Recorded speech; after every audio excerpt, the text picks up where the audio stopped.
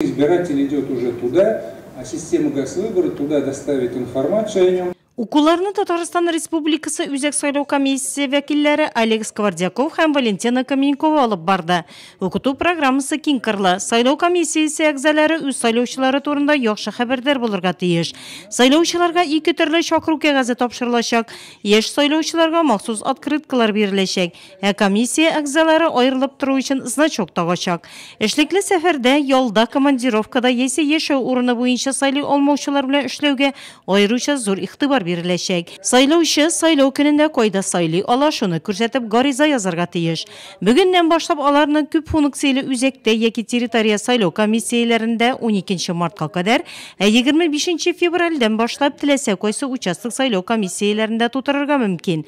Видео күзәтү системасын куллану тәртибе турында сөйләделәр. Участок сайлау комиссияләре әгъзаларын бюллетеннарны эшкәртү системасы белән эшләргә өйрәттеләр.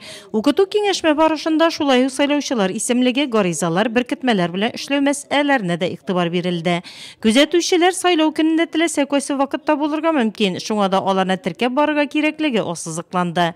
Шулай ук масса күләм мәгълүмат чаралары вәкилләре белән эшләү нечкәлекләре карап үтелде. Сайлау комиссияләре иртәнге сәгать 8-дән кичке 8-гә кадәр эшләячәк.